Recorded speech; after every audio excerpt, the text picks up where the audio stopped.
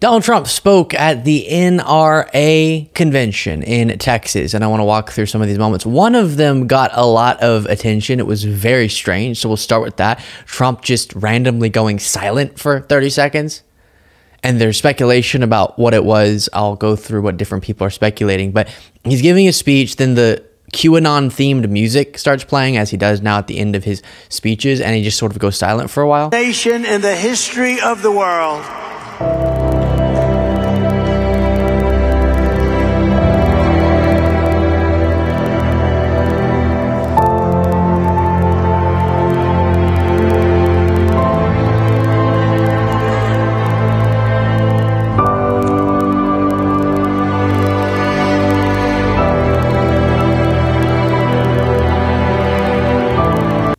Donnie, you still there? But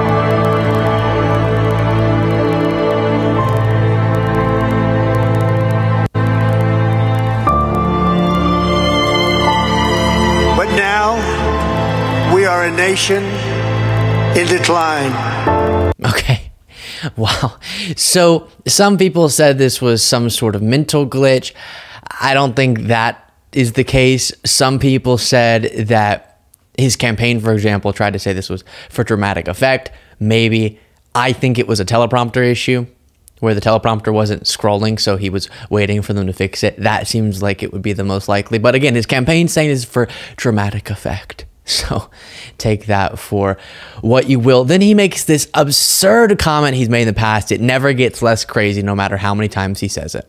And honestly, there's been no president since Abraham Lincoln, and perhaps in a certain way, including Abraham Lincoln, but there's been no president since Abraham Lincoln that has done more for the black individual in this country than President Donald J. Trump. There's been nobody, not even close.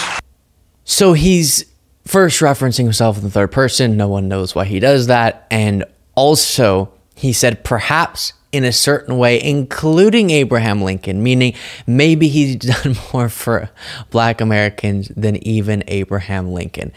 It's just delusional and deranged and an example of his blinding narcissism. And also, what does he mean? The only thing he cites is black unemployment when he was president before he mishandled the pandemic. And even that doesn't make sense when it got lower under Biden. So just a very, very strange moment there. And again, never gets less crazy no matter how many times he repeats it. Then here he says he's won 31 golf tournaments, which I'll explain why that's notable in a second. But he said 6.2, you know, so usually a guy's a 6 or 7 or an 8er. I played golf for a long time. I won a lot of golf.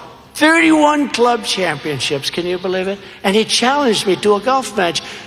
Right, and so that is interesting given that just a few days ago he was saying this. All disinformation. His biggest disinformation, he's a non-athlete, okay? I'm a very good talking about Biden. golfer. I'm a very good golfer. I really am. Won 29 club championships. That's a lot, 29 club championships. Okay, so every number always ticks up. Just a few days, and now it's up to 31. Then here, a fly really irritates him. And all of New England, actually, he's a disaster. He's radical left. RFK Jr. is radical left. It reminds me of this fly that's driving me crazy up here. This fly is brutal. I don't like flies. Yeah, and I currently have a fly flying around the studio, so I guess I relate on that one. But here he starts to get into his insecurity, right? So before playing this, he is trying to attack Biden on Biden's mental acuity. But he keeps having glitch after glitch after glitch. And so he's very insecure, feeling like people don't think he's fit enough for the office physically and mentally. And so he goes in these rants where he tries to convince people that he definitely is a genius. His word, not mine. Which, notably, geniuses are always telling you how much of a genius they are, aren't they? But just remember this. We'll go back and finish.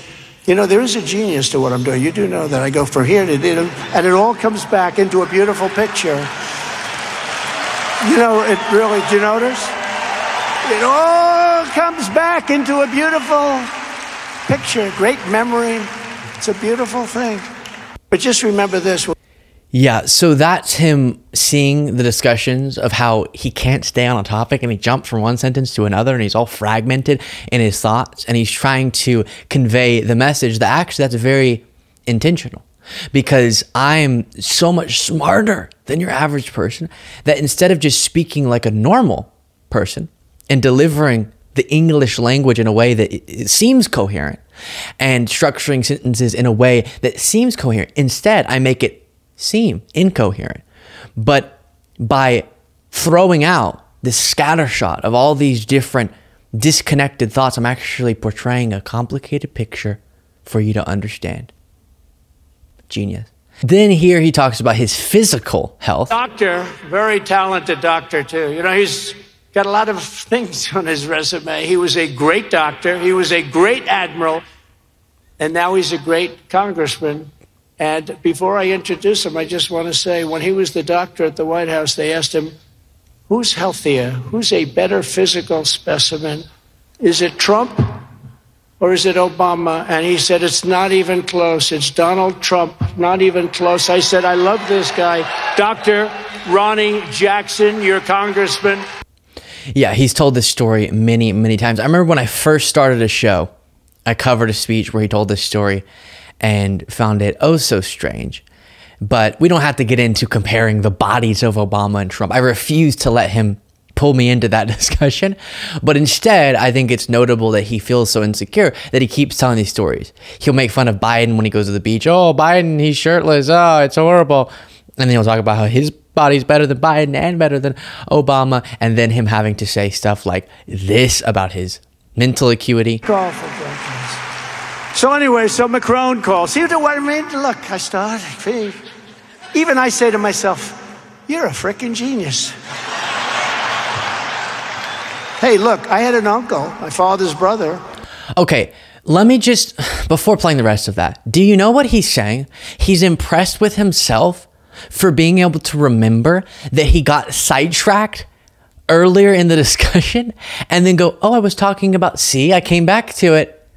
I'm so smart that whenever I go on a tangent, I'm smart enough to be able to get back on topic eventually sometimes. Wow. Let's start this one over. So anyway, so Macron calls. See what I mean? Look, I started. Even I say to myself, you're a freaking genius. Hey, look, I had an uncle, my father's brother, who's the longest serving president, he's the longest serving professor in the history of... It's a little glitch there while he's talking about being a genius. MIT. He graduated, he was a phenomenal student, a real genius, really brilliant guy. And you know, I believe in the racehorse theory. Fast horses produce fast horses.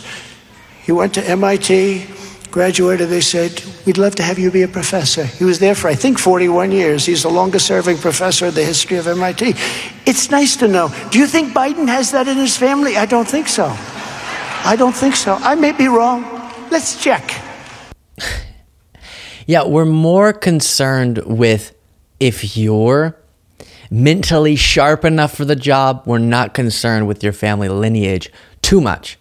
Too much. And then he plays into QAnon conspiracy theories by saying this. You know, FDR, 16 years, almost 16 years. He was 4-term. I don't know. Are we going to be considered 3-term or 2-term? You tell me. Ronnie, what do you think? Are we 3-term or 2-term if we win? But think of it. They're going to say wonderful. Now, he did that State of the Union the other day. He's about to say high as a kite, his new favorite thing about President Joe Biden, baselessly. But yeah, so you might think, oh, is he saying he wants to do 3 terms? Because that's concerning and in line with what he said before. He is trying to say that, oh, because he won the last election when he didn't, that would this count as my 3rd term? But what QAnon folks and what right-wing conspiracy theories are going to hear is, see, he's in control. As I've shown you all at rallies, many of them think he's currently in control of the country through the military, but somehow Biden's not the president, but he's to blame for inflation, and Trump's the president still, but he's not to blame for anything going wrong. It's all very confusing, and that will only throw more fuel on that fire. I'll leave it there. Let me know what you thought of that absurd speech at the NRA in the comments.